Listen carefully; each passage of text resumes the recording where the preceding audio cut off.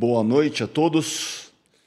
Para quem não me conhece, meu nome é Flávio Cadegiani, eu sou médico endocrinologista e eu tenho a honra de estar com vocês aqui hoje para apresentar um produto chamado Pepti Strong, que eu conheci ano passado no Congresso Americano de Nutrição.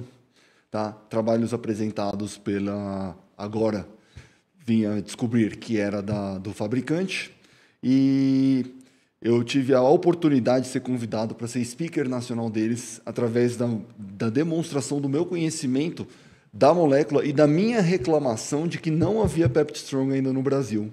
Além dos resultados que eu já estava obtendo com os pacientes que encomendavam de fora e tinham resultados, ao meu ver, ainda melhores do que os estudos clínicos. Bem, hoje eu vim aqui apresentar sobre essa molécula que é uma revolução. Ela é a primeira molécula que a gente tem notícia que veio da inteligência artificial até a nossa realidade. Tá? E é uma história muito interessante e eu quero que vocês conheçam tudo. Por quê? Vai dar muito mais base, muito mais solidez, vocês vão entender o porquê daquilo que vocês irão prescrever agora em diante. O mais legal de tudo aqui é que eu tive a liberdade de apresentar a minha análise não atrelada necessariamente ao que o fabricante quis mostrar. Eu tive toda a liberdade aqui e isso me dá muita tranquilidade e muita credibilidade para o que vai ser falado aqui. Bem-vindos a este passeio, gente. Vamos lá. A nossa conversa ela vai começar desde a descoberta do Pepti Strong pela inteligência artificial. Depois nós vamos falar dos estudos pré-clínicos, que são os estudos de bancada, basicamente, ou em modelos animais. Depois os estudos clínicos, potenciais terapêuticos a serem explorados. E, por último, como eu trato na prática, tá? Como eu uso, sugestões de formulações e por aí vai. Vamos lá. Vamos lá. Bom, a gente sabe que a sarcopenia, a dinapenia, poucos conhecem o termo dinapenia. Basicamente, sarcopenia, pela Comissão Europeia, significa perda de massa muscular e de força muscular. Mas se vocês quiserem ser mais específicos, a dinapenia é a perda da força muscular. E a obesidade sarcopênica, que é um outro grande problema de saúde pública. Pessoas que não necessariamente têm um IMC tão elevado, mas porque elas têm baixa massa muscular. E como a gente sabe, o músculo ele é muito pesado, ele é muito denso.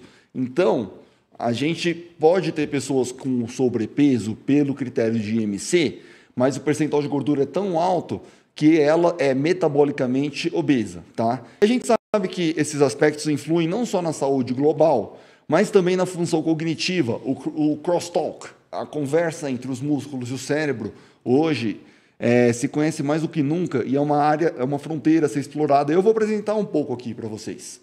O prognóstico em doenças. Então, pessoas que têm mais massa muscular têm melhor prognóstico em praticamente todas as doenças. Melhor resposta a tratamentos para doenças. Tá? E funcionalidade e independência. Tem muita gente que vem ao consultório com 60, 65 anos. O cara já tem uma sarcopenia, mas ele é funcional. Não vou tratar? Claro que eu vou, porque eu tenho que pensar nele daqui 20, 30 anos.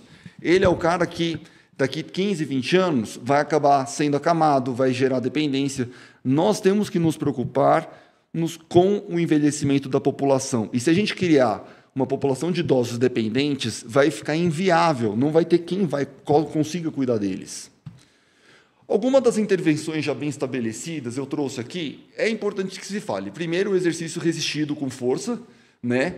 Pode começar sendo um padrão passeio turístico na academia, mas depois tem que ter progressão, gente. Não adianta achar que qualquer exercício é suficiente. O músculo é um tecido extremamente inteligente, ele aprende padrões. Então, se não estiver constantemente mudando algum dos padrões do treino, seja amplitude, seja velocidade excêntrica, concêntrica, seja o que for, o músculo acostuma. O consumo do whey protein e aminoácidos, tá?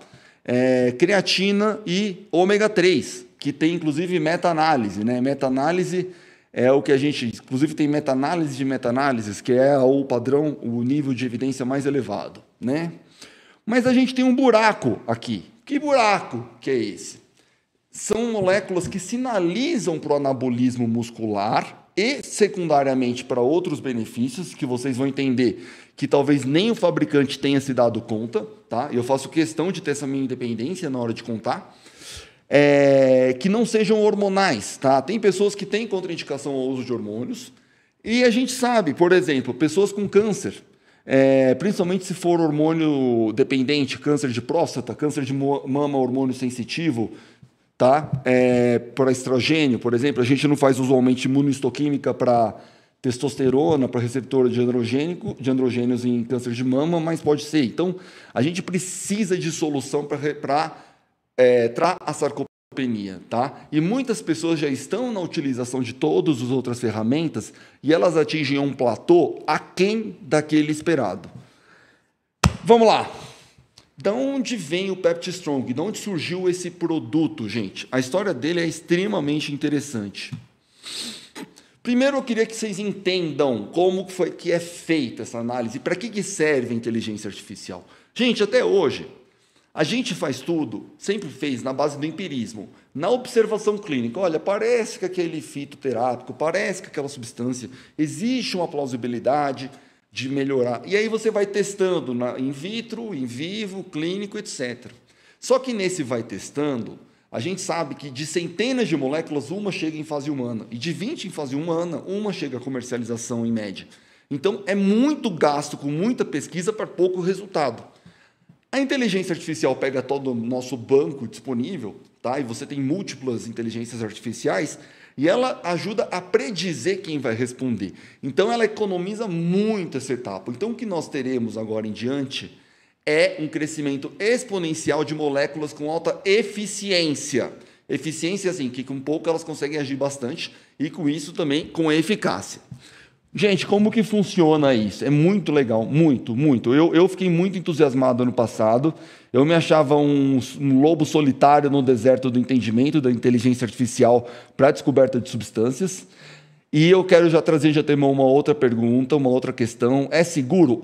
Eles chamam Generally Considered as Safe, como premissa de ser seguro, por se tratar de peptídeos naturalmente presentes na natureza, tá? Já dando um spoiler, o PeptiStrong ele é a combinação de 2 peptídeos presentes na proteína de fava, tá? Só que é muito diferente da proteína de fava pura, porque ele é um processado de um hidrolisado, tá? Então, primeiro, a gente identifica as vias metabólicas que nós queremos almejar, que a gente quer trabalhar, potencializar ou inibir. Beleza, definimos. Aí a gente tem o banco de dados de peptídeos, e a gente põe aqui e tenta identificar os peptídeos potencialmente eficazes para essas vias metabólicas que nós queremos atuar. Depois disso, a gente aplica filtros adicionais e com a ajuda do Machine Learning, tá? Esse aqui passando ao Ken, ele faz parte da nossa apresentação de hoje, tá? A gente vai filtrando e vai aprendendo a refinar mais ainda os peptídeos. Você chega com 1000 peptídeos, depois vai para 100, 10 e termina, como vocês vão ver, em 2 peptídeos. E aí você vai para técnicas de produção, você refina, produz os peptídeos identificados, não estou falando de produção para comercialização, estou falando agora em produção para análise. É importante que vocês entendam como veio, dá mais segurança para a nossa prescrição.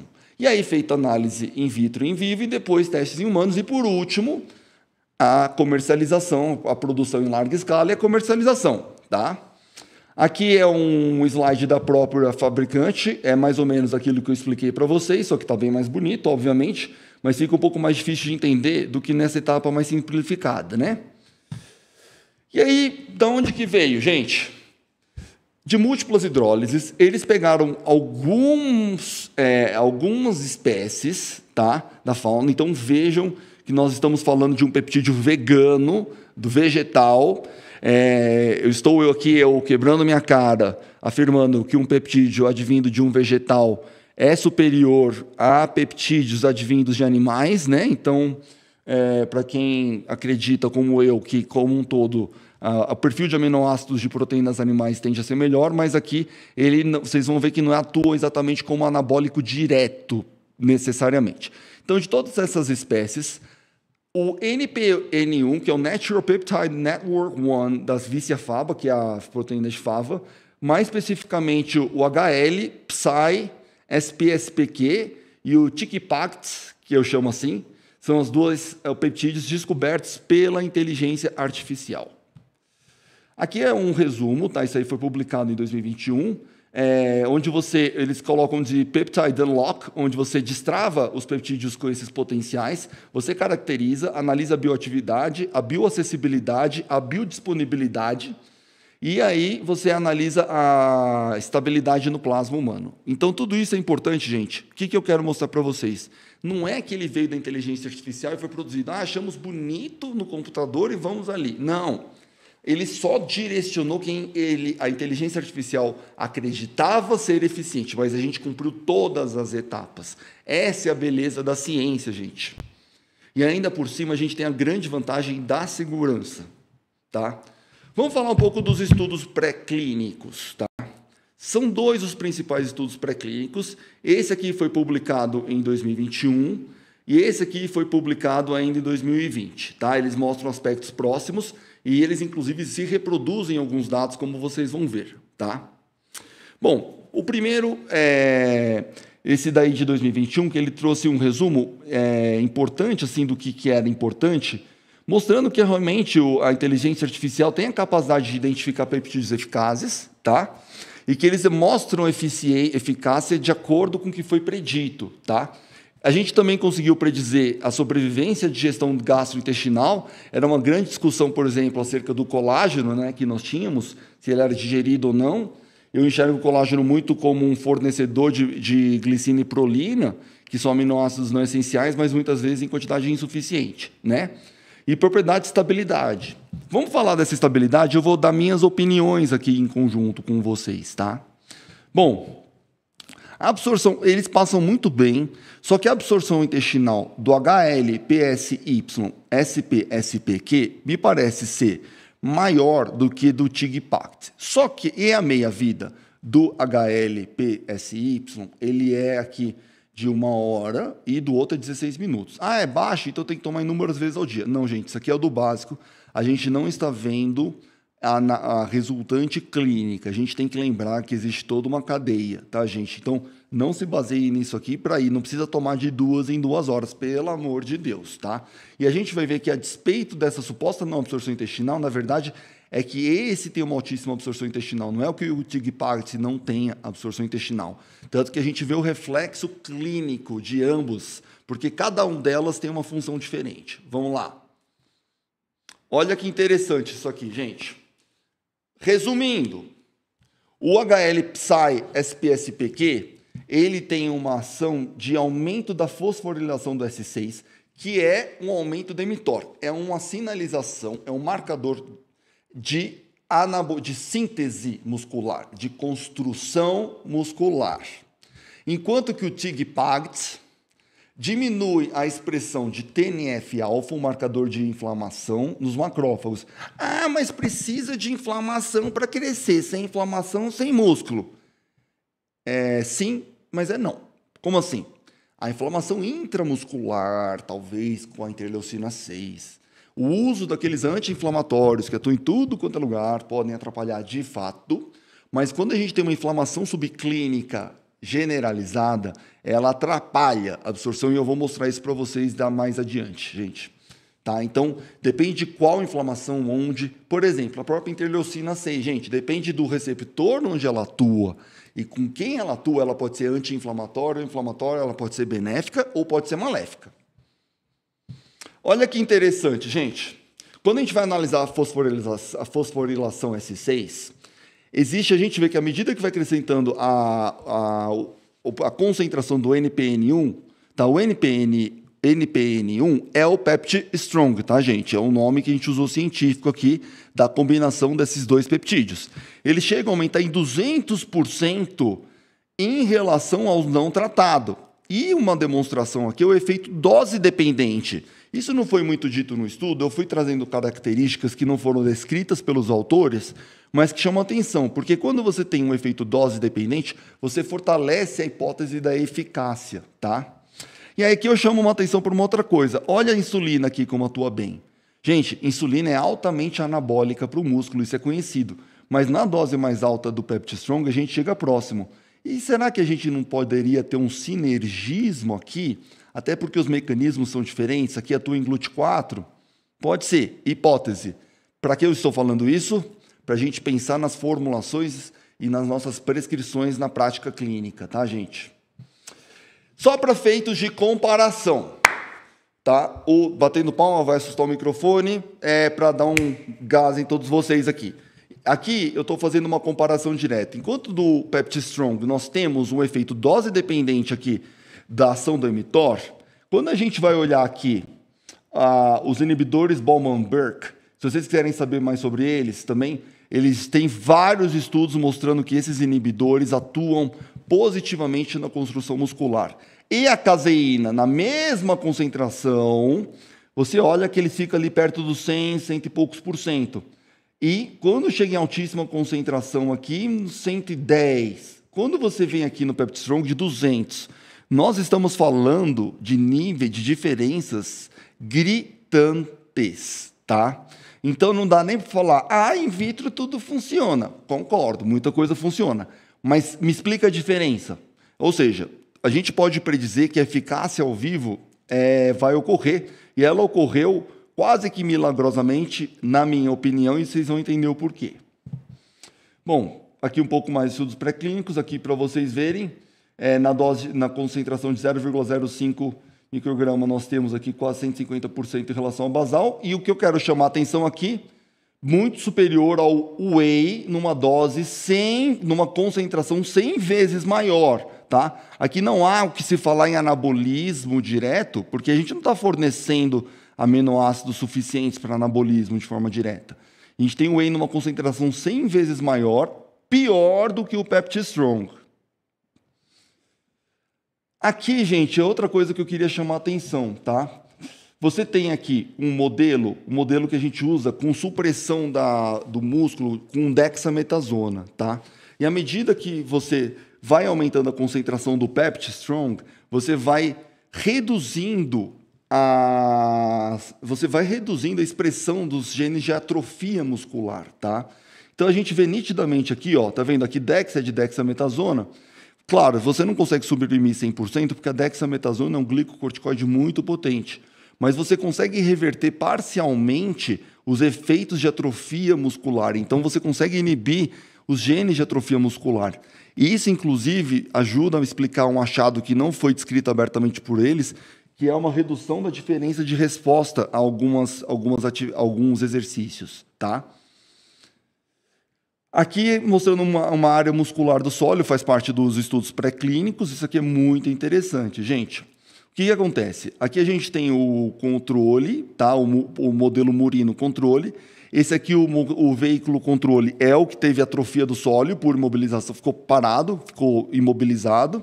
E a gente viu que, a despeito da imobilização, quando você usava os inibidores de Bowman-Burke aqui, você tinha um crescimento de 17%, com a caseína 15% em relação ao controle, e o PeptiStrong, que é o NPN1, de mais de 27%, ou seja, superior aos outros. Ele foi mais anabólico em prevenção. Talvez este tenha sido o motivo para uma das pesquisas clínicas que eu vou apresentar mais adiante.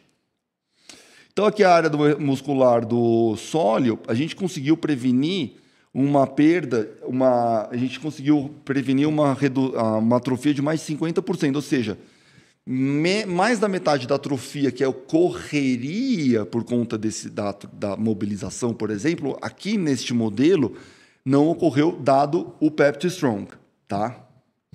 Aqui, para vocês verem, não preciso falar. Vocês veem aqui aqui o modelo de atrofia muscular, tá? Vocês veem pouca fibra, as áreas aqui na secção, né, do corte, vocês veem que elas estão bem menores do que no PeptiStrong. A diferença ela não é visível, ela é gritante. Aqui a gente tem a expressão das fibras musculares. A gente sabe que nós somos compostos basicamente de fibras tipo 1 e tipo 2, né? E ambos os tipos de fibra têm uma expressão maior com o PeptiStrong, tá? Do que com o BBI ou com a caseína. Veja que a caseína está na mesma concentração. E é muito mais alto, inclusive, do que aquele que não foi imobilizado, o bear weight, tá vendo? Principalmente quando a gente compara em relação às fibras do tipo 1. Mas isso aqui nos ajuda a imaginar que ela pode atuar tanto na parte de endurance quanto na parte de exercícios resistidos, né? Diminuindo a fadiga, diminuindo vários aspectos. Não só isso, gente. O PeptiStrong ele foi capaz de reduzir em 60% a expressão de interleucina 6, tá? É global, não estou falando intramuscular. E quase 50% do TNF-alfa, mostrando a capacidade anti-inflamatória dele da redução da inflamação sistêmica.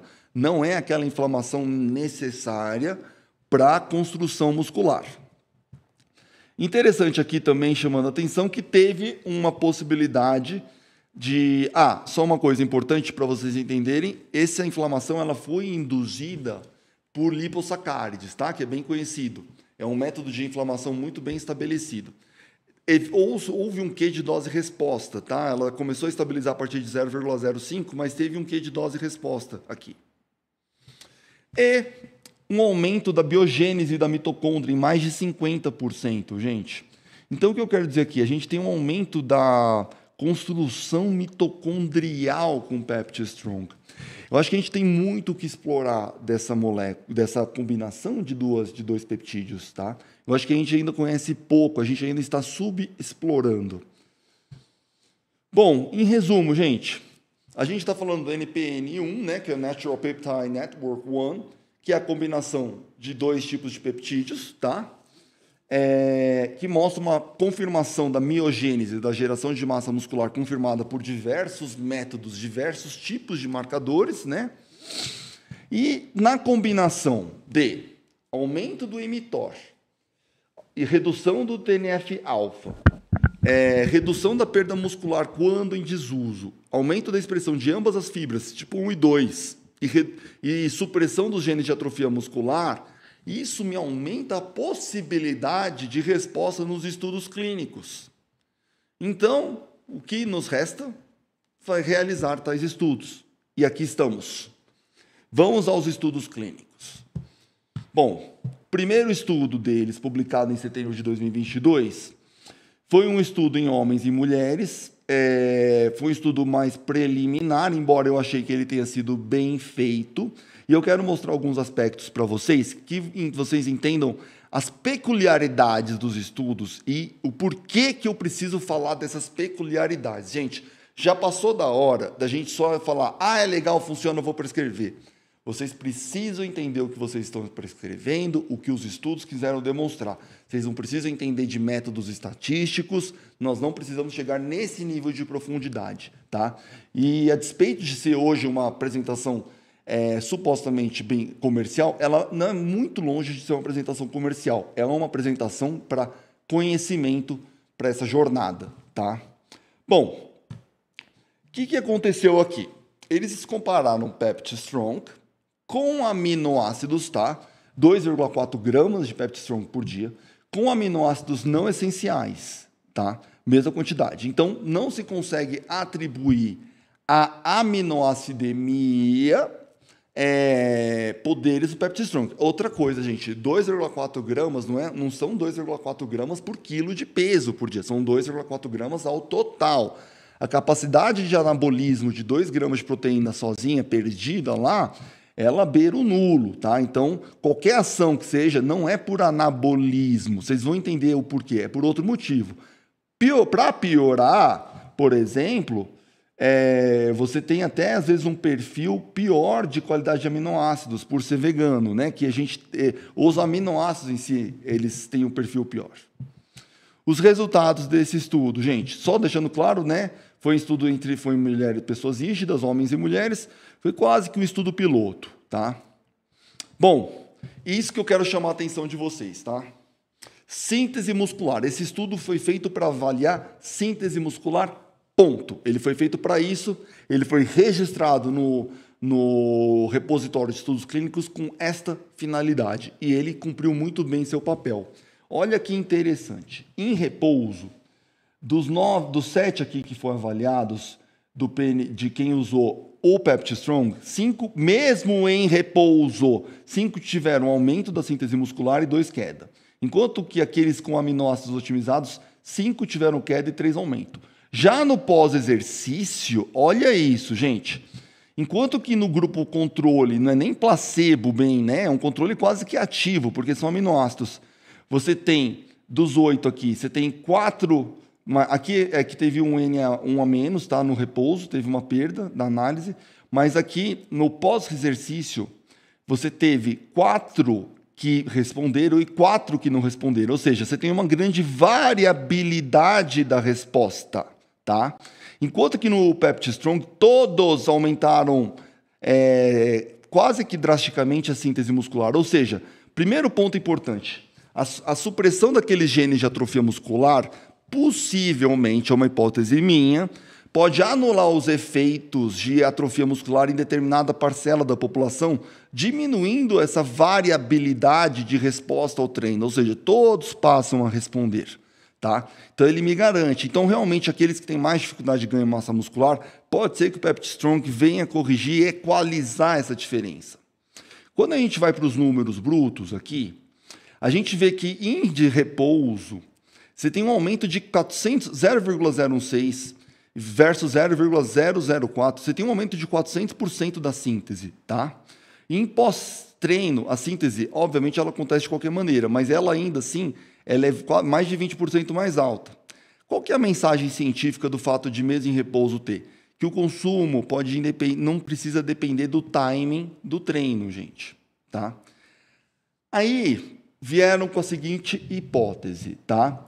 Quando se analisou o estudo, viu-se que quem usou Pepti Strong teve uma redução da leucinemia, dos níveis de leucina no plasma. Então, e sabendo-se que a leucina ela é um anabólico muscular, eles levantaram a hipótese de um sinergismo entre Pepti Strong e leucina, tá?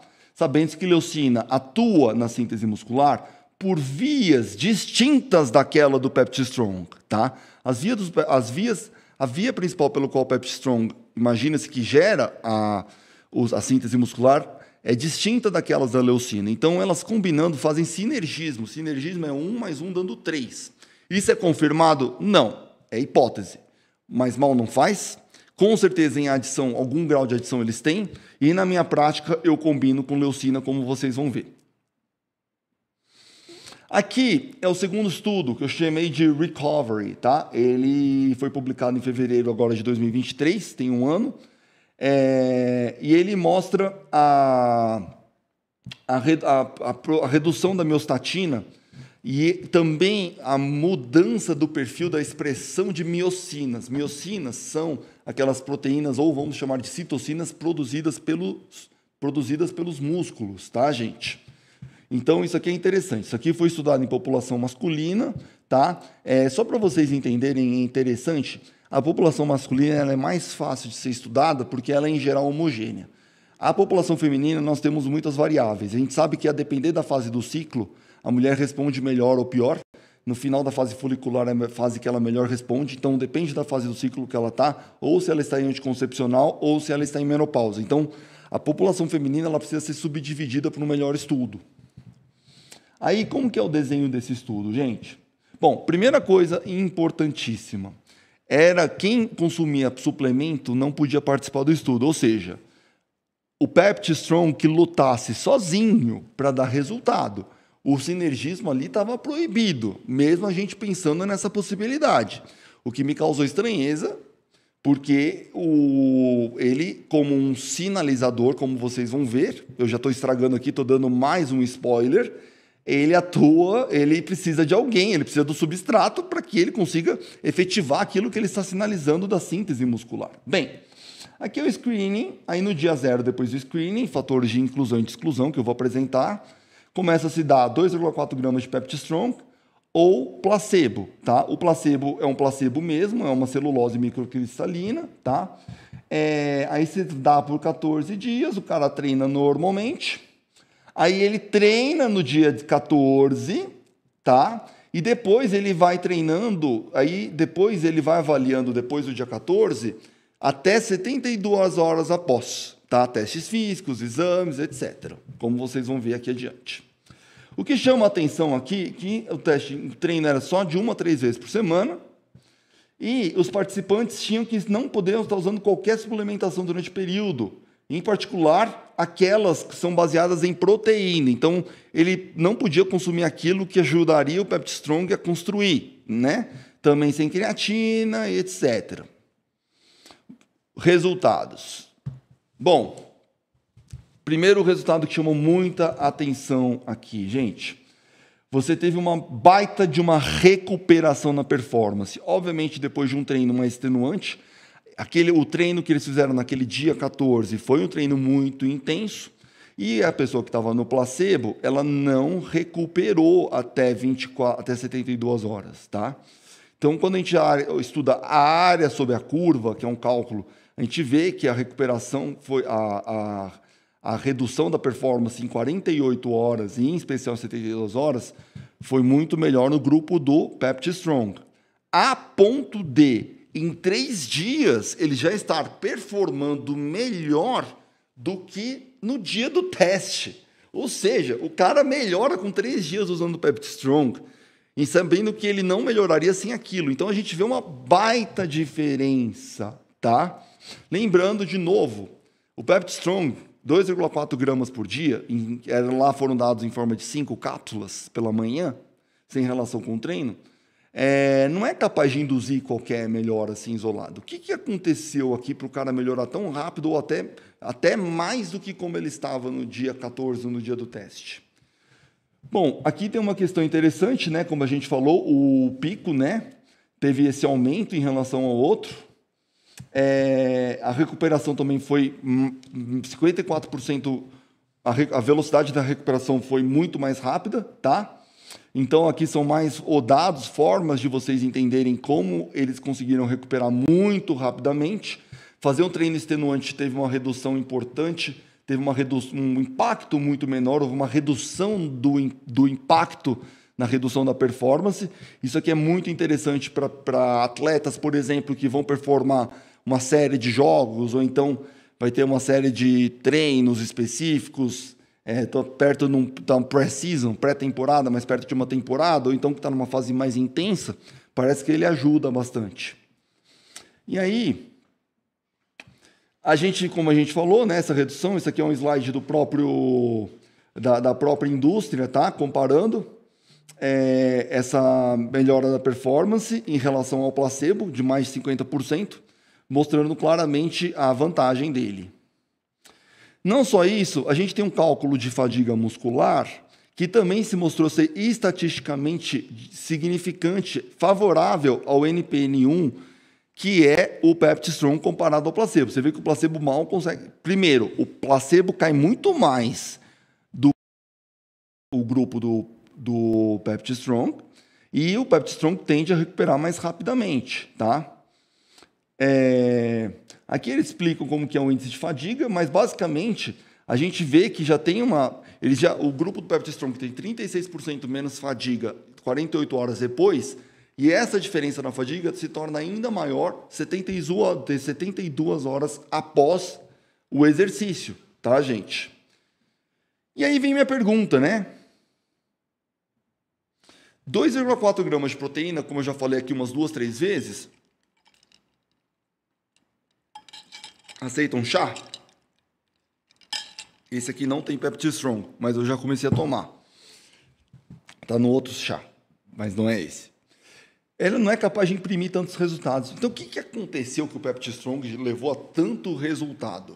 Vamos lá. Miocinas, eu já citei mais cedo. Miocinas, a gente sabe, aqui é um breve histórico, esse é um paper aberto, publicado agora em março de 2024, mostrando um pouco da história das miocinas e sua regulação no metabolismo humano.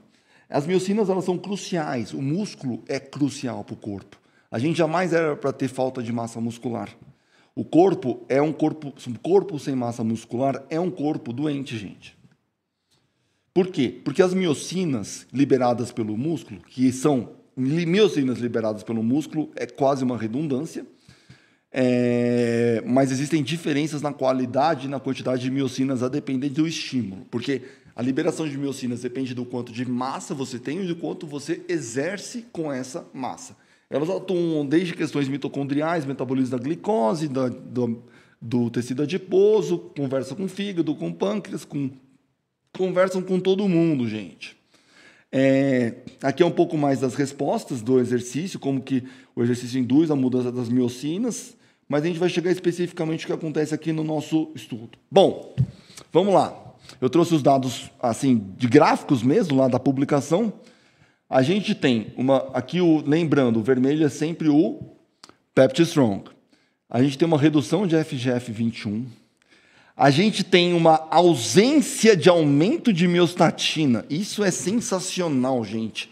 Espera-se que, ao treinar, nós liberemos miostatina. O bimagrumab é um inibidor do receptor activina 2, que é onde a miostatina atua. Muita gente está falando do bimagrumab para associar com as novas medicações para a obesidade, para que a perda advenha 100% de gordura e ainda tenha um ganho concomitante de músculo. Olha quem a gente está vendo aqui. Ele impediu que houvesse um aumento de miostatina, isso não foi nem descrito abertamente dessa forma. E você tem um aumento progressivo da osteocrina, da musclina aqui. Não satisfeito, a gente tem um aumento agudo da interleucina 6 do bem, temos um aumento da interleucina 15 e temos um aumento da irisina. A gente não vê quase esse aumento no outro grupo. Ou seja, o aumento da irisina que é leve, ele é muito otimizado com o treino. E aí que eu quero chamar a atenção é o seguinte, o peptídeo faz bem na prática clínica a prescrição? Faz. Mas, se você combinar o Peptide Strong com o treino, aí você vai muito longe. Então, a combinação em caráter de sinergismo, 1 mais 1 dando 3, aqui não vai dar nem 3, dá 5. Então, eu acho que esse comprometimento ele tem que ser dos dois lados, nosso e dos nossos pacientes. Tá? Então, vamos explorar um pouco mais esses resultados. A redução, o não aumento da miostatina... eu coloquei a redução da miostatina em relação ao que seria esperado, permite uma maior síntese proteica, uma menor redução, uma menor destruição muscular, um menor bloqueio da marronização da gordura. Então, existe um aumento da permissividade da marronização da gordura. Quando você marroniza a gordura, você faz com que a gordura se torne termogênica, que queime gordura. É uma gordura que passa a queimar gordura, tá? E você diminui o bloqueio mitocondrial, tá? Interleucina 6, agudamente aqui, ajuda a aumentar a síntese proteica, então a tal da sem inflamação não tem músculo, nesse sentido entra, aumenta a captação de glicose via GLUT4, aumenta a utilização de gordura, aumenta a proliferação de células satélites no tecido muscular, e você também reduz as cascatas inflamatórias, foi o que eu falei para vocês. A interleucina 6 pode atuar de forma pró ou anti-inflamatória, depende do receptor, se é solúvel e com quem ele atua. A interleucina 15, gente, eu estou dando só eu vou dar mais um spoiler. Eu não estou contando tudo ainda, tá? Eu vou contar um pouco mais dessas miocinas, porque eu acho que a gente tem muito o que explorar no futuro. A gente está com... Eu não gosto de hipervalorizar alguma coisa, mas eu acho que a gente tem um produto muito bom na mão, com alguns potenciais que ainda não foram explorados. A interleucina 15, aumento de massa muscular e das células musculares. E a fractalquina, você pode ter um aumento da regeneração muscular e uma melhora da qualidade global do metabolismo, incluindo o aumento da captação da glicose. Aumento da irisina, lembra-se, irisina já foi capa da Veja, acho que uns 10 anos, eu mal tinha nascido na época. Ela tem um aumento da síntese proteica, também aumenta a proliferação de células satélites. A gente sabe que a irisina é um hormônio de anabolismo muscular, aumenta o GLUT4 no músculo e aumenta a captação hepática de glicose. Só que eu tenho que contar uma coisa para vocês. Por que a gente parou de ouvir falar um pouco de irisina? Porque nos estudos clínicos com irisina exógena ou análogos de irisina, vamos dizer assim, eles não foram tão animadores como se esperariam, tá? Então parece que a produção endógena, o estímulo da produção endógena de irisina é muito mais importante do que tentar usar alguém que emite irisina. Redução do FGF21 tem papéis incertos, tá? Isso aqui é importante deixar claro. Eu ainda tenho minhas dúvidas em relação ao FGF21. E, em resumo, interleucina 6, 15 e miostatina, a gente tem que são sinalizadores de aumento de marcador de síntese muscular. A gente tem os marcadores, as miocinas responsáveis de regeneração muscular. E a gente tem um aumento de marcadores de reposição de glicose muscular pelo GLUT4, ou seja, melhora da recuperação, o que pode explicar porque em 72 horas a gente já tinha uma recuperação mais do que plena, a gente tinha uma hiperrecuperação, uma sobre-recuperação, tá? Só que, quando a gente trabalha com ciência, você não fica satisfeito com o estudo, né? Você lê lá o paper, ou você... Etapa 1, você lê o que o fabricante te manda. Você acredita, beleza. Etapa 2, você vai ler o estudo, você lê os resultados. Etapa 3, você vai ler o método, ver se funciona. Etapa 4, tem 5, tá? Etapa 4, você vai ver o suplemento. O que eles não publicaram? Eles não publicaram porque não cabia? Ou porque eles julgaram que não era interessante? Por que eles jogaram lá para o suplemento? Suplemento, você clica lá, Supplementary Appendix, qualquer coisa assim, você vai lá nos dados crus. Gente... O que eu encontrei lá que o fabricante não usou de informação, tá? Você tem o aumento do fator neurotrófico derivado aqui, do BDNF, aumento da eritropoetina e o aumento da oncostatina M. São 3 miocinas não exploradas por quem pesquisou nos seus potenciais, mas que eu vou explorar aqui, porque todas elas apresentaram um resultado significativo, gente, tá? A etapa 6, tá? Eu falei de uma etapa, da 4, da 5, aliás, é verificar se o estudo foi corretamente registrado antes do seu início e se os objetivos batem com os resultados, batem com os objetivos descritos nesse pré-registro, em alguma plataforma. Aqui é um resumo, isso aqui é dado pela própria Naturitas, né, como dos resultados, aumento de 54% na performance, aumento da recuperação em 144%, redução de fadiga muscular, isso tudo aqui é fato, viu, gente? Eles não estão exagerando nos claims que eles fazem aqui, tá?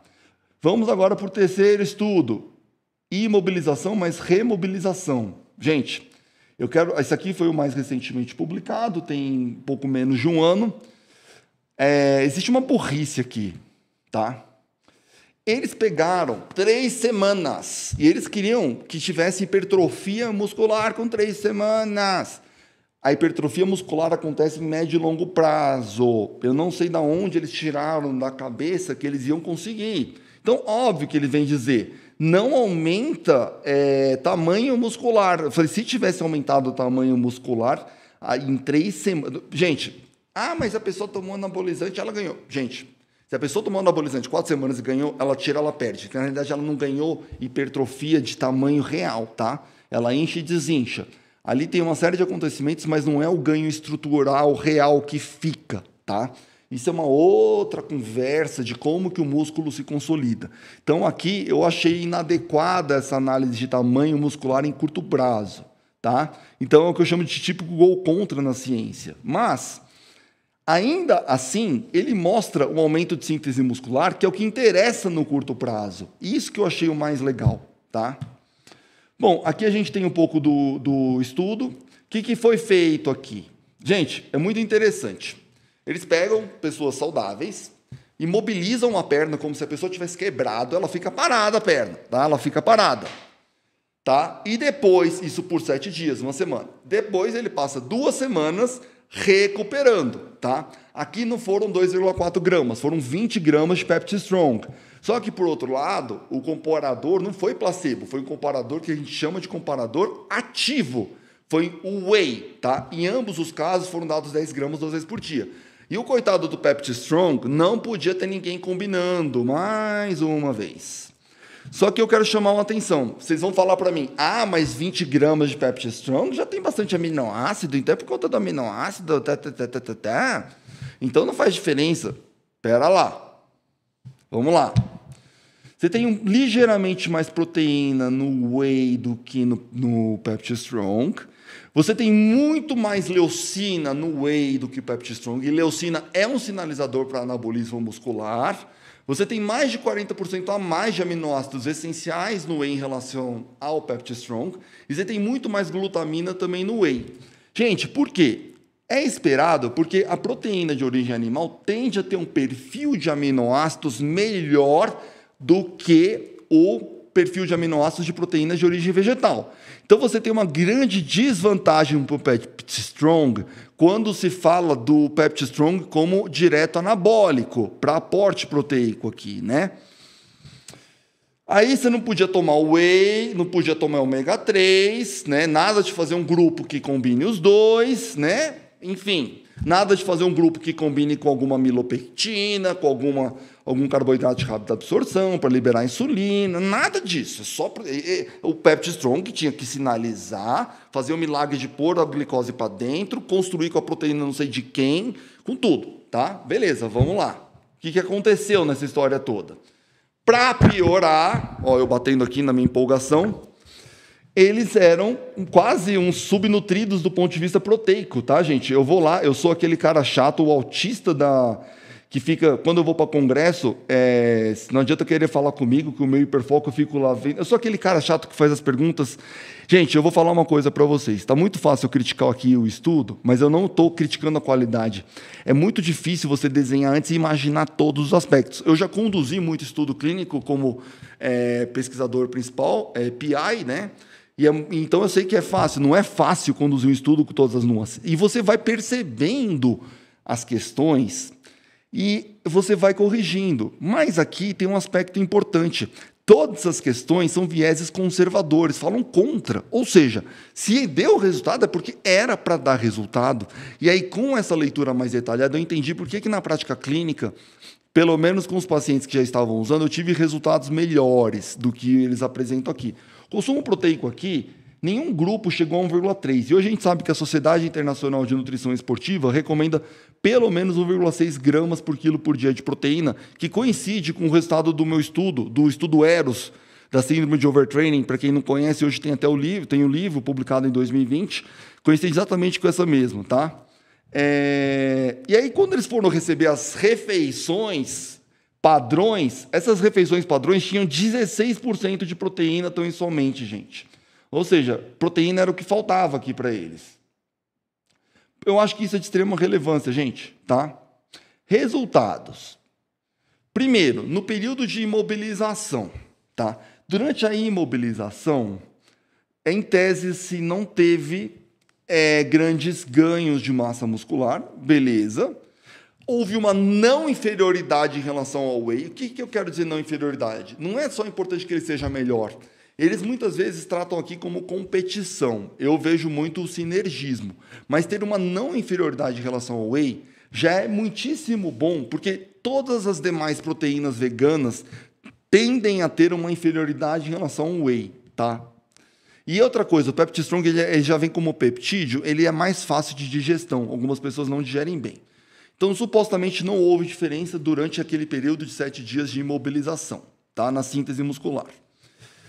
Já no período de remobilização muscular, você teve uma diferença naqueles 14 dias, do dia 7 ao dia 21. E chamando a atenção para um aspecto que eles não viram, houve 33% de hiperrespondedores do Pepti Strong. Isso me causou muito interesse. 1/3 dos pacientes, esse N é muito pequeno, mas pode ser que 1/3 dos nossos pacientes venham a ter uma baita de uma resposta melhor que os demais, tá? Então, aquela coisa de diminuir a variabilidade da resposta é na questão do desuso.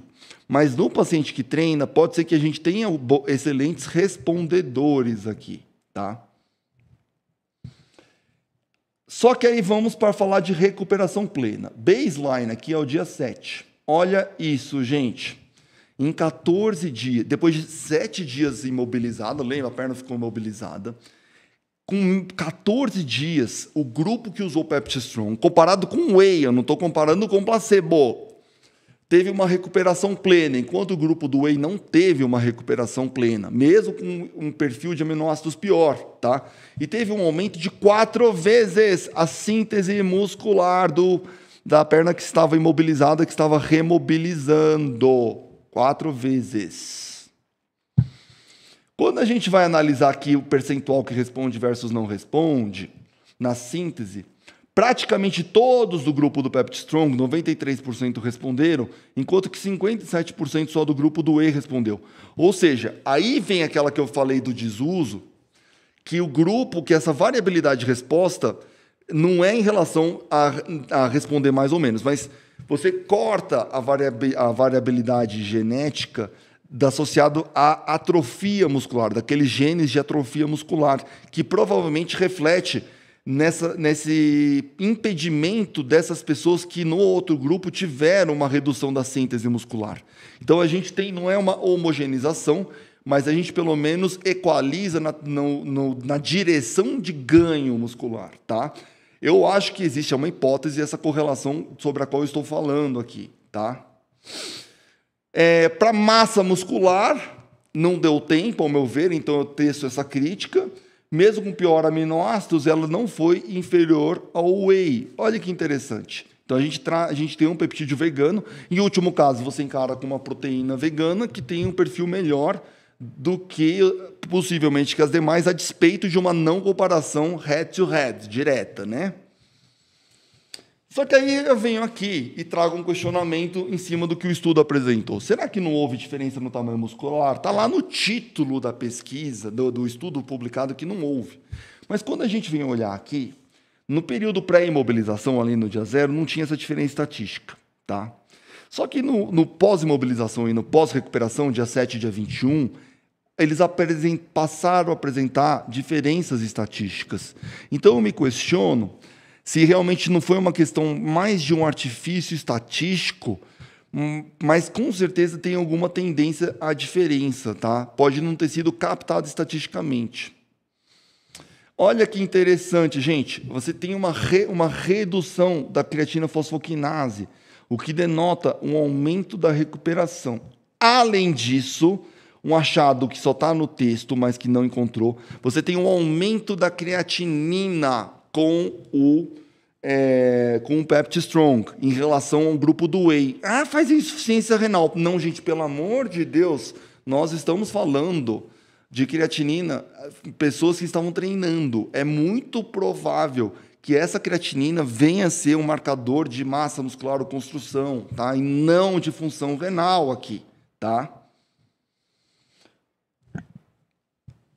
Aqui eu venho trazer aquela história que eu falei para vocês. É uma opção vegana, tá? Em todo caso, não acredite nisso. Sei lá, a despeito de toda a evidência. Gente, evidência é a totalidade da evidência. In vitro é evidência, in vivo, modelo animal é evidência, tudo é evidência. Mas se com tudo isso que eu mostrei ainda não for suficiente, pelo menos imagine com uma proteína vegana que não é inferior ao whey, gente, tá? Aqui é um resumo, falando que ele é 4 vezes mais eficaz que o whey para melhorar a síntese de massa muscular. A única questão que me incomoda aqui é que eles fazem na base da competição entre os tipos de proteína e, na verdade, faltou sinergismo, que eu acho que é o caminho pelo qual nós temos que ir, tá? E aí eu vou falar até a questão de custo, tá? Mas a gente tem uma melhora da mobilidade, etc. Esse aqui é um spoiler que ainda vai ser apresentado sobre o estudo número 4, tá? Que é de endurance mais treino de força. Mostrou um aumento de quase 20% na força muscular. Esse foi um estudo um pouco mais prolongado, chega a 56 dias. Ele foi dado só 2,4 gramas de PeptiStrong, então ele estava sendo usado como sinalizador. Teve um aumento de 300%, isso aqui é uma análise minha, no aumento do número de repetições. Então, o grupo do PeptiStrong, 2,4 gramas, aumentou as repetições em 6 repetições e o outro grupo aumentou só em 2. E você teve um aumento de 1 ponto percentual na massa óssea. Gente, para aumentar 1 ponto percentual em massa óssea em um ano, já é bom. Quando aumenta acima de 3, 4%, a gente já comemora.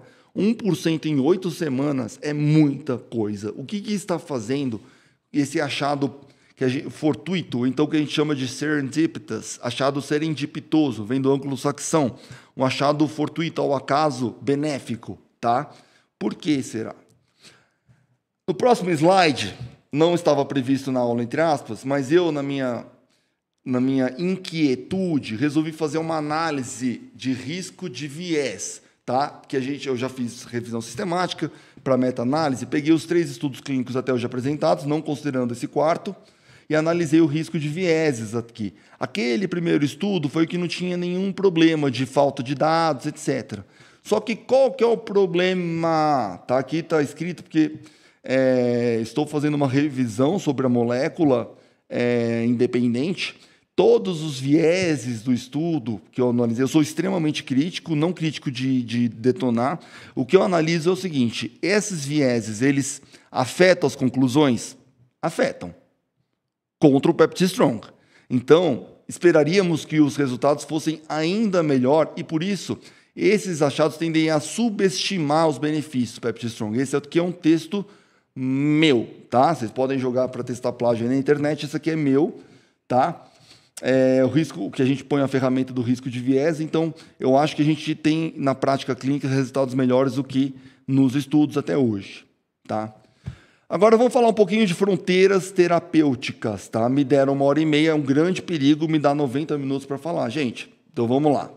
Fronteiras terapêuticas. O que a gente pode pensar como hipótese? Por que a gente pode extrapolar aqui? Eu vou me basear no perfil de miocinas, tá?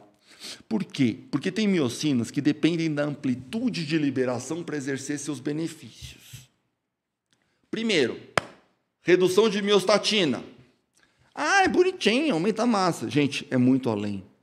Redução de obesidade, aumento da termogênese, redução de síndrome metabólica, possivelmente redução de dislipidemia, aumento de massa óssea. Será que é ali que explica aquele estudo clínico 4? Ele não dosou miostatina, mas será? Vamos ver. O estudo 4, aliás, pelo registro, eu estou extremamente curioso aqui, tá? Eu me autocandidatei a participar da análise e eu falo para vocês com tranquilidade. Ali eles estão bem completos, pelo menos o que eles registraram na base de estudos clínicos. Então, devem ter muitos outros dados que a gente ainda vai conhecer. Redução de risco cardiovascular. Aqui é um estudo antigo, que a despeito de ser antigo, ele é muito interessante. São 2 estudos primos, mostrando que a inibição da miostatina pode proteger contra a obesidade induzida por dieta. Aí eu fico pensando, então eu vou tomar PeptiStrong para poder comer à vontade, que eu não engordo. Não, gente, pelo amor de Deus. E outro estudo, né, dourar a gordura, browning fat, né, que é o tal de tornar a gordura queimadora de gordura, né, também outro paper publicado recentemente. Aqui é uma análise da miostatina, que impede o aumento de peso induzido por uma dieta rica em gordura. Aqui está muito, eu vou passar muito rápido, essas pesquisas, todas elas são open access, se eu não me engano, eu acho que é open access, tá? Aqui mostrando a proteção contra o ganho de gordura induzido pela dieta. Então tá vendo, eu vou poder chutar o balde. Não, gente, pelo amor de Deus, não inventa, senão daqui a pouco vocês estão fazendo bulimia usando PeptiStrong. Aqui é analisando a qualidade da dieta, aqui é uma dieta... aqui é interessante, de uma dieta rica em gordura, com as células de gordura hipertrofiadas e disfuncionais. O grande Big Bang da obesidade é um aumento do volume da célula de gordura, que é a hipertrofia, com uma disfunção da gordura, principalmente quando ela é armazenada fora do lugar, que é a visceral. Por isso que a visceral é chamada ectópica, fora do lugar onde ela deveria estar armazenando gordura. E aqui com o inibidor do receptor da miostatina, que é a activina 2. Ela inibe os efeitos deletérios. Então, inibir a miostatina é benéfico. Ela, inibindo a miostatina, ou seja, aqui você não inibe a miostatina, né? Você inibe a ação da miostatina, você tem uma redução bem importante dos efeitos deletérios dessa dieta, tá? Aqui explicando um pouquinho mais da dieta, que a pessoa fica mais magra mesmo comendo mais, tá? Com inibição da miostatina. Quem faz essa inibição da miostatina? Bimagrumab, tá? Pouca gente sabe, ela é uma molécula já mais antiga, ela voltou a depois eu vou chegar nela aqui, espera aí. Lá sou eu me adiantando, empolgado, querendo contar meio mundo em 1 hora. A proteção da obesidade, a gente vê a nítida diferença, tá, da histologia quando você inibe a ação da miostatina. Mais um pouco sobre a inibição da miostatina, tá? Você aumenta a oxidação da gordura. Então, você tem um fenótipo de adiposo mais marronizado, pelo menos em modelos murinos, tá? Aqui é um outro mais recente, esse paper é do ano passado, de maio, a miostatina como alvo potencial terapêutico para síndrome metabólica. Então tem aqui a miostatina, diminuindo, então esse setinho de menos aqui é redução, diminuindo a captação de glicose quando ela entra. Então lembrando que não é que a gente precisa da miostatina, nós precisamos inibir a miostatina ou inibir o receptor dela, que é a activina 2 aqui, tá? Ela inibe a oxidação de ácidos graxos na tecido adiposo, inibe a captação de glicose no fígado, tá? E aumenta a atrofia muscular, né? Então a gente tem que inibir isso aqui. Gente, pode ser que a redução da miostatina também reduza Alzheimer e demência, gente. Esse estudo aqui tem uns 6 meses que foi publicado, tá? Mostrando que níveis mais baixos de miostatina estão associados com níveis mais baixos de beta-amiloide, tá, gente? Mostrando, não sei, aqui não se comprova a causalidade, mas lembrando do crosstalk, da conversa entre músculos e cérebro, é algo a se pensar. Aqui é interessante. Lembra que eu falei que o tratamento com antimiostatina poderia não dar muito resultado, então o estímulo da produção endógena não era só da irisina, mas a inibição endógena seria promissor, com exceção do bimagrumab, tá? Aqui está escrito errado, bimagrumab. O bimagrumab, gente, não é tão novo. Ele foi estudado há uns 10 anos para distrofias musculares sem grandes resultados. Só que ela voltou, e voltou lindamente, mostrando redução de gordura total, redução de hemoglobina glicada e aumento de massa muscular. Então, eu vou dar um exemplo prático. Sei lá, o semaglutida perde 12% de gordura e perde 2 pontos percentuais de massa magra. Na balança pode não ter tanta diferença quando você adiciona o bimagrumab, mas você perde lá 20% de gordura e ainda ganha massa muscular. Então, você melhora muito essa perda e ainda ganha de forma concomitante com o bimagrumab. Então, pensa-se muito no sinergismo entre bimagrumab e as moléculas mais recentes para obesidade, tá? E por quê? Ela atua inibindo aquela activina 2. Então, essa fala de que uma antimiostatina não atua tanto, sucesso limitado, ela para aqui, que na verdade foi publicado até antes, mostrando que sim, existe a possibilidade dessa ação, quando é exógena. Mas a Peptistrong, o que ele faz? Ele inibe a miostatina. Esse estudo publicado agora em fevereiro de 2024, mostrando que os anticorpos de receptor da activina 2 preserva a massa muscular e aumenta a perda de gordura, com um agonismo de GLP-1, semaglutida, liraglutida. Aí vem minha pergunta, será que a gente precisa esperar o bimagrumab, está escrito errado aqui mais uma vez, ou será que a gente não consegue que o Peptistrong tenha uma certa ação bimagrumab-like? Ela imite o bimagrumab para potencializar um tratamento de obesidade. Fica aqui minha hipótese, e de 3 pacientes com quem eu fiz isso, 2 tiveram excelente resposta, tá? Não que veio, eu usei dos Estados Unidos, né? Foi impressionante a resposta que eles tiveram. Irisina, gente, aumento da irisina, tá? Ela reduz a obesidade, aumenta a termogênese, está errada essa seta. Tem alguns erros nessas setas aqui, mas ele aumenta a reparação de tecidos, reduz a inflamação, reduz o estresse oxidativo e pode ter o potencial de reduzir risco cardiovascular, tá? Estudo publicado agora em abril de 2023, desbloqueando o potencial terapêutico da irisina, tá? Na regeneração de tecidos. Aqui é mais ou menos mostrando em modelos experimentais, você pode fazer uma manipulação da irisina endógena, do gene FNDC5, tá? Ou usando a irisina exógena, ação no osso, ação no músculo e ação no cérebro, no hipocampo, tá? Tem várias ações de irisina aqui possíveis, tá? E aqui, uma ação da irisina na recuperação, na recuperação do tecido, na regeneração do tecido, tá? E aí vem esse paper também de uns 3 anos atrás, falando como a irisina como potencial para a obesidade regulador metabólico, tá? Mais um falando para doenças outro agora, falando da irisina com doenças cardiovasculares. Quando a gente vem aqui, potencial teórico da irisina para reduzir pressão arterial, para melhorar uma hipertrofia do ventrículo esquerdo, tá, gente? E melhorar o processo de aterosclerose. Então, nós estamos falando de surrogates.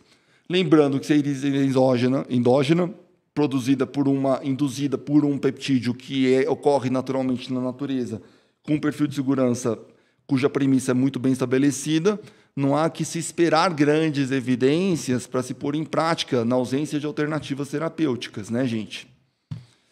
Aqui, um pouco mais de erisina, gente, com mais duas outras grandes questões.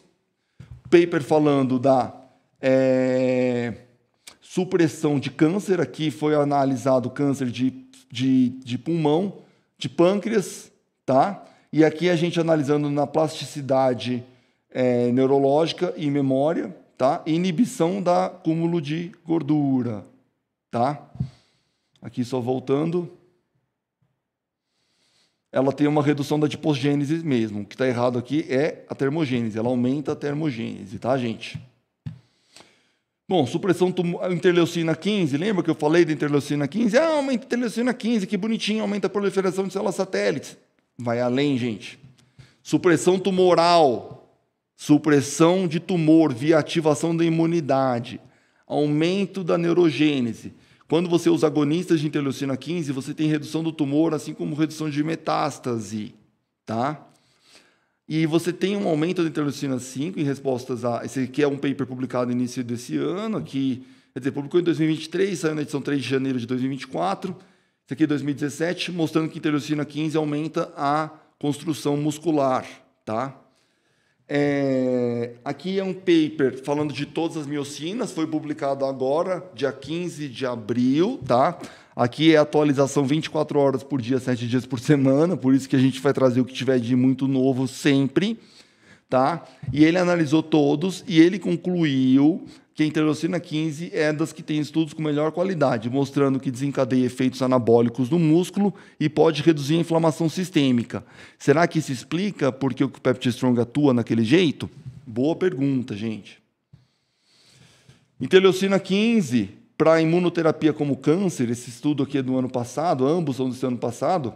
Será que se a gente acrescentar, a gente vai ter uma otimização de resposta para câncer? Boa pergunta. Bom, BDNF, essa parte aqui, o fabricante não tocou nesse assunto, mas ela mostrou um aumento de BDNF, tá?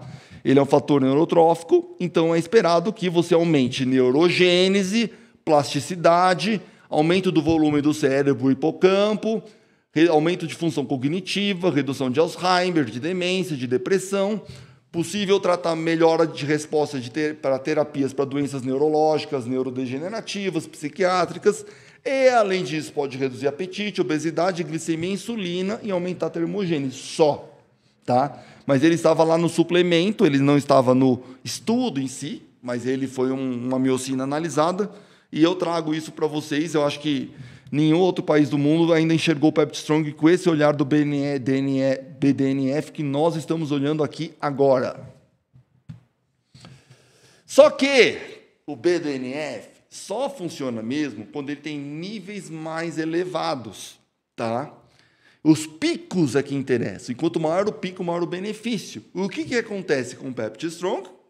Ele aumenta esse pico. Então, ele tem o potencial teórico de melhorar todos aqueles aspectos neurológicos. Ao meu ver, se eu fosse o pesquisador, eu investiria nessa parte. Qual o grande problema que a gente tem aqui? O tempo de segmento tem que ser mais alto para detecção.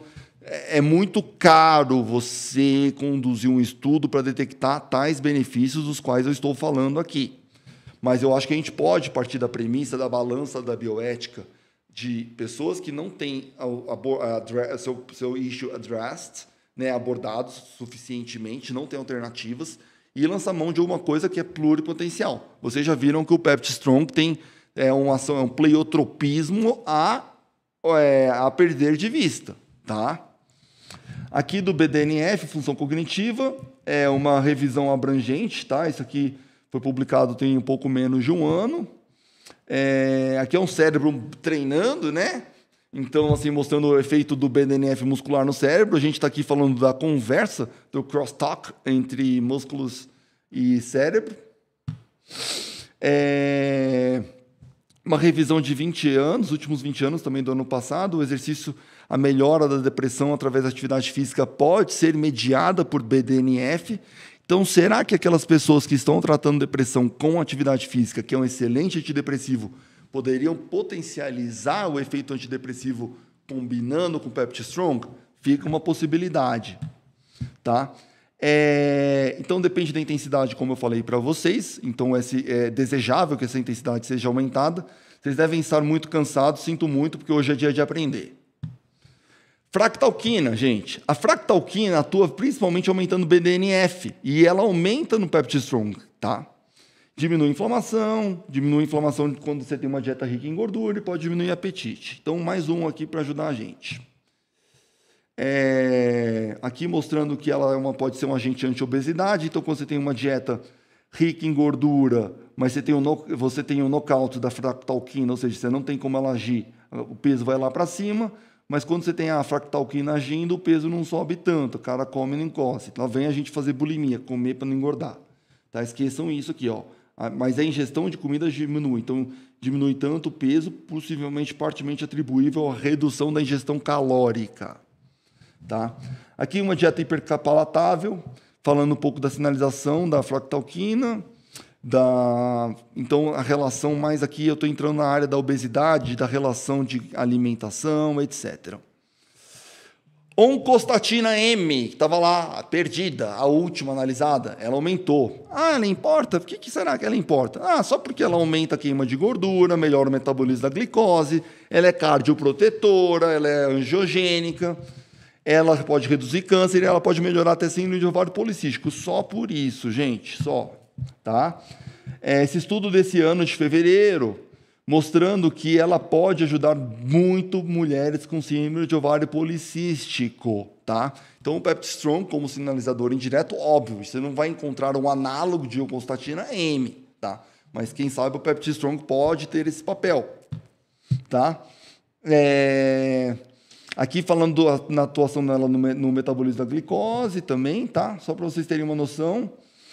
Da oncostatina M como responsável da conversa, do crosstalk entre o músculo e o sistema imunológico, mediado pelo exercício. A oncostatina M pode ser uma das mediadoras, tá? E também entre as células imunológicas induzidas e também os adipócitos, tá, gente? Esse estudo aqui também é do início desse ano, como vocês podem ver. Aqui eu queria ter o tempo de discorrer sobre cada um desses estudos, limitações, etc., mas a gente vai passar aqui uma semana, né? Esse outro estudo foi publicado tem um mês, mais ou menos, tá? Foi em 18 de março, mostrando o efeito da redução do crescimento de câncer, tá? Aí você olha o nome para ela e fala, realmente, oncostatina, porque ela deve estancar o crescimento de câncer. Tá? Aqui a gente está falando de neovascularização patológica, também publicado no início desse ano. Então, ou seja... E também um sistema regulador duplo aí também desse ano, do sistema esquelético e hematopoético, mas quando a produção endógena sendo muito benéfica, tá, gente? Então, aqui a gente vê a oncostatina M aumentando, atuando aqui nos adipócitos, tá? Aumentando a lipólise basal, a queima de gordura basal, gente. Aí vem a pergunta, nossa, mas ele aumenta tanto a mTOR, né? A fosforilação S6, 200%, será que não vai dar câncer, gente? Gente, pelo amor de Deus, não é assim. Imagina, se fosse isso, tudo que é anabólico, leucina, vai dar câncer. A gente está bombando de câncer e eu acho que não é bem assim, né? Olha isso, tá? Nesses dois estudos aqui, tá? Só para vocês prestarem atenção. Eles não são tão novos assim, mas de vez em quando a gente precisa trazer alguns só para a gente se tocar da nossa pergunta, tá? Quando você usa a leucina, eu não tenho estudo com Pepti Strong com isso, obviamente, mas a leucina ela é um conhecido ativador de mTOR. Você aumenta a síntese proteica, reduz a degradação gerada pelo tumor, tá? Minimizando os danos causados pelo tumor, tá? E fazendo o contrário, será que restringindo leucina, gente, já pensaram em restringir leucina como efeito anticâncer? Não adiantou nada, não conseguiu inibir o mTOR com a restrição de leucina, ou seja, os efeitos benéficos são muito superiores a esse potencial teórico que ele não acontece na prática e não contraindica o uso em paciente oncológico. Pelo contrário, principalmente aqueles com contraindicação ao uso de hormônio mesmo que tivesse alguma indicação formal, né, gente? Bom, coativação de mTOR, redução de miostatina, aumento de termogênese, aumento de massa muscular, melhora da qualidade da perda de peso, tá? E aí eu venho trazer um estudo aqui de 2022, só para quebrar um pouco a nossa cabeça, né? Ser thought-provoking aqui. A inibição do TNF-alfa, lembra lá no estudo pré-clínico que eu mostrei que inibe lá em quase 50%? Ah, mas sem inflamação, sem músculo. Gente, a redução do TNF-alfa restaura a força muscular e reduz a apoptose dos músculos esqueléticos. Ou seja, não é qualquer inflamação que gera músculo, por favor. A inflamação da síndrome metabólica, ela tem um efeito contrário e parte dela pode ser mediada por TNF-alfa indiretamente. Então, gente, vamos prestar atenção. Bom, efeitos, possibilidades terapêuticas, fronteiras para pensarmos no futuro com PeptiStrong e com as que hão de vir, tá? Obesidade, um efeito provável bimagrumab-like, aqui já está descrito corretamente. Doença cardiovascular, síndrome metabólica, dislipidemia, osteoporose, redução de demência, Alzheimer, neoplasia, ou seja, muito além do músculo. Meu objetivo não é criar uma panaceia. Meu objetivo é chamar a atenção de que eu não quero superestimar nada. Eu sou muito pé no chão. Só que a gente ainda não tem moléculas suficientes para abordar tudo isso. Eu vejo o PeptiStrong meio um ômega 3. O ômega 3, sim, ele mostra múltiplos benefícios quando usado em doses decentes. Não adianta. Ou usa ou não usa, tá? E eles não competem entre si, tá? Vocês vão ver as sugestões que eu vou dar logo adiante.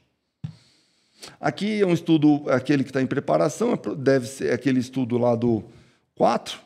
Vamos para a prática, gente? Hora da prática. Vocês já devem estar cansados de tanta informação, tanta encheção de saco da minha parte, né?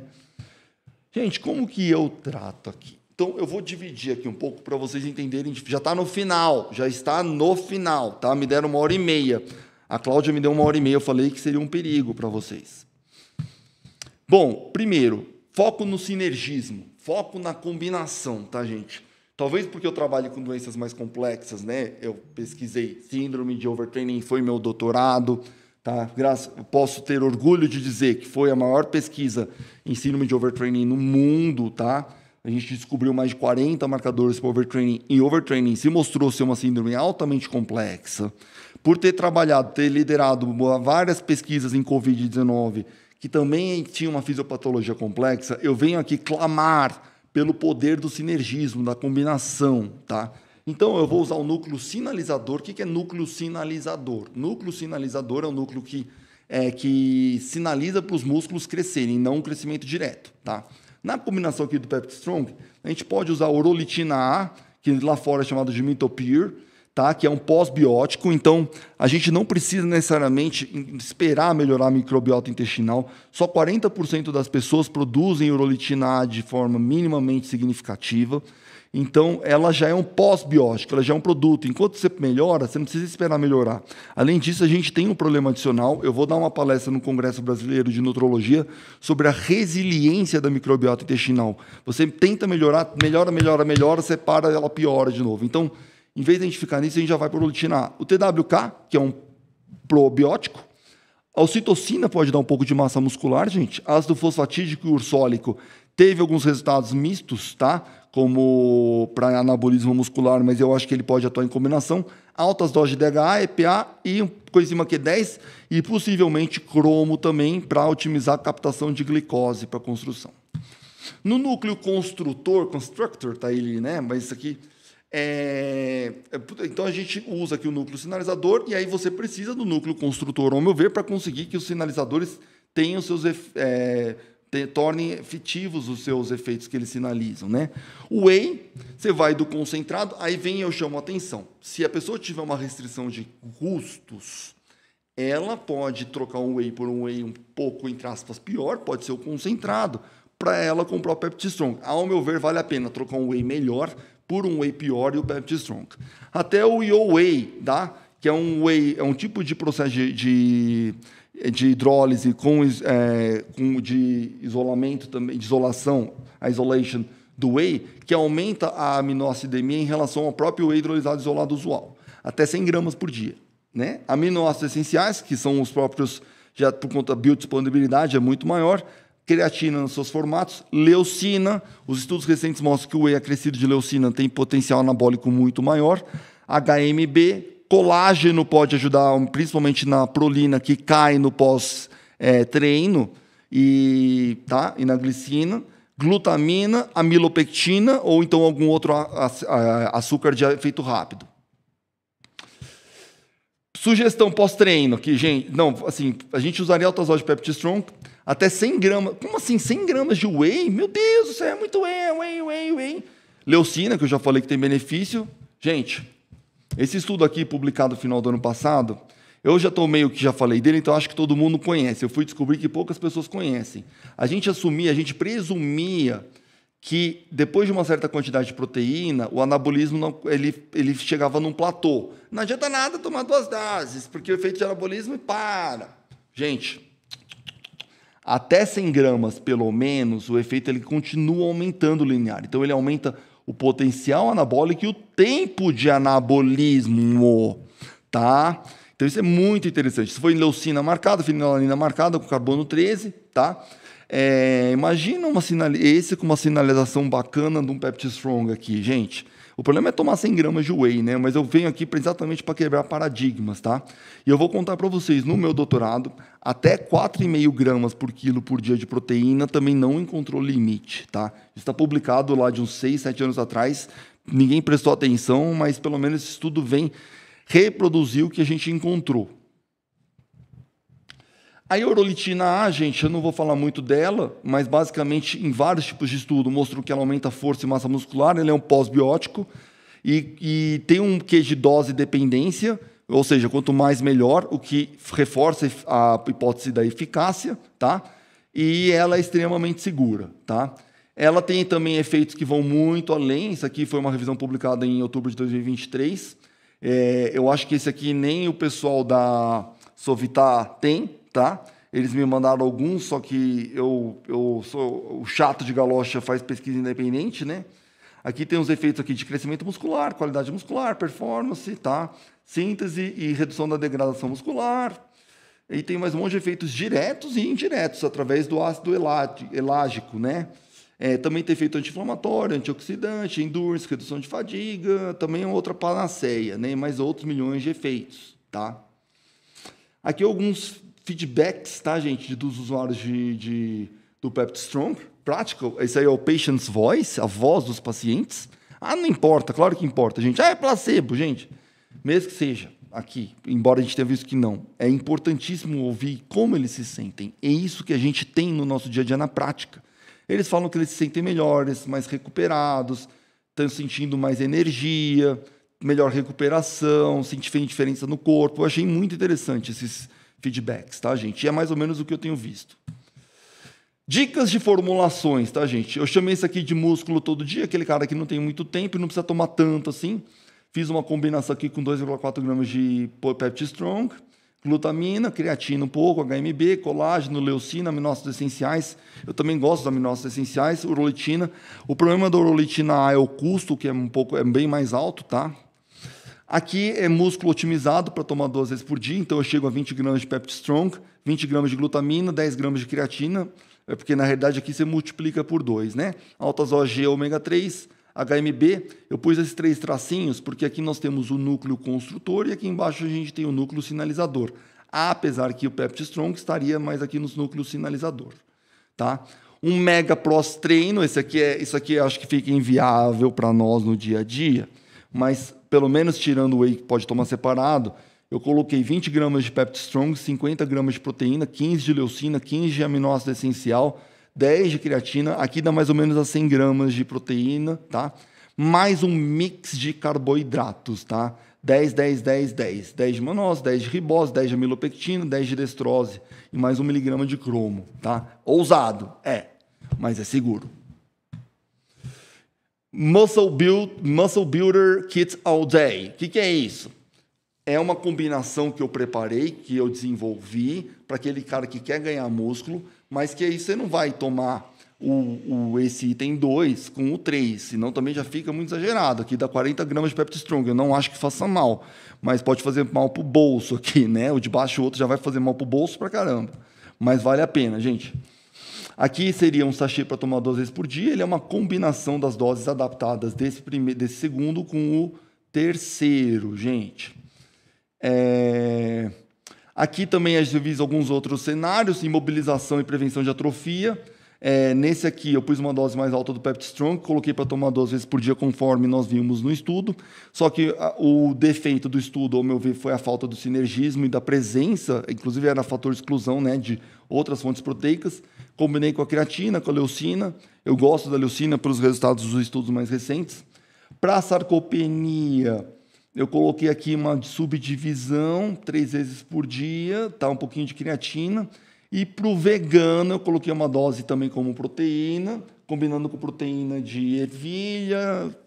Leucina é quase impossível, mas é depender do vegano com quem você conversa. Para colocar em aminoácido essencial também você teria que conversar com o vegano, né? Bom, making the long story short, the story has already been told. Aqui o resumo dos achados dos estudos in vitro e in vivo, tá? Todos aqueles que eu falei, aumento de síntese de proteína, redução de marcadores de atrofia, redução de marcadores de inflamação muscular, redução de expressão de genes de atrofia muscular, redução de perda da massa muscular, aumento de mobilidade, redução de inflamação mais uma vez, aumento da vitalidade. Aí a gente vem no estudo 2, o recovery, melhora da taxa de recuperação, da força muscular, modula a síntese de proteínas, modula as miostatinas, reduz mais 50% a miostatina. Olha que baita inibidor de miostatina. Isso talvez possa explicar, reduz as diferenças genéticas, tá? Melhora em mais 50% o desempenho comparado com placebo, melhora até 222% na recuperação. Lembra que ele hiperrecupera depois de 3 dias, tá? Ele reduz a fadiga muscular em 47%, tá? Então, ele tem números, aumento da captação da glicose, talvez via interleucina 15, via todas aquelas miocinas que a gente mostrou, melhora da reparação muscular, tá? E o estudo 3 não mostra aumento de massa muscular, apesar do meu questionamento ali da ferramenta estatística, também porque não houve tempo hábil para músculo, né? Então, eu achei que o estudo teve um misalignment, um desalinhamento entre o objetivo e o tempo de estudo, mas a recuperação da força naqueles 14 dias pós 7 dias de mobilização foi impressionante, que nem o Whey conseguiu fazer. Então, aquilo ali, eu fico pensando em pós-operatório, paciente treina, vai fazer uma plástica, por exemplo.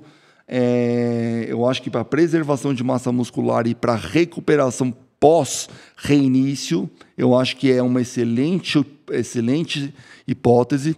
Pensando na questão de irisina ali na reparação de tecidos, então eu penso que o pós-operatório, para pós-operatório, o Pepti Strong pode ser uma excelente ferramenta, reparação de tecidos via expressão de miocinas e também melhora de resposta assim que volta a treinar, a pessoa não perde tanta performance, essa preocupação passa a ser menor, né? Então a gente tem todos os benefícios, quase todos passam a ter uma resposta anabólica, então a gente corta aquele efeito da variabilidade de alguns terem uma resposta catabólica, tá? E melhora de 4 vezes na síntese proteica, na recuperação. Aquilo ali foi bizarro, né? Construtor de massa muscular, de força, aumento de redução de 23% dos marcadores circulantes, aumento de recuperação dos marcadores, enfim, tem uma série de marcadores, tá? Gente, conclusões, tá? Vamos concluindo. 1h30 certinho. Pepti Strong visa a recuperação muscular. Vários índices mostraram isso. Ele também melhora a saúde muscular. Para nada interessa só a recuperação, a gente precisa ver a saúde muscular, tá? A gente aumenta a síntese de massa magra, a gente melhora o perfil de miocinas que são produzidas, tá? Reduz fadiga, tá? E tem aumento de síntese conforme visto in vitro, tá? Aqui para vocês enxergarem melhor. Aqui eu adaptei, pus as traduções de um slide do próprio fabricante, tá, gente? E eu concordo com eles. Eu acho que só eles forçaram nesse item 9, dizendo que outros aminoácidos não reparo, um músculo, eu fico questionando em relação à leucina, mas de forma geral ele tem toda essa combinação de benefícios, tá? E aí, por último, a gente pode falar algumas coisas. Será que a gente tem uma solução anti-aging aí, considerando que as miocinas têm papel anti-aging? Será que é para manter a vitalidade da vida que a gente busca? É o primeiro verdadeiro construtor muscular vegano, tá? A gente pode agora afirmar que nós temos finalmente a performance de uma proteína animal em uma origem vegetal, tá? E um suporte para o metabolismo por inúmeros aspectos. Gente, bem-vindos à nova era. Um forte abraço e espero que tenham gostado e tenham entendido e tenham retido essa informação, tenham internalizado. Um grande abraço para vocês.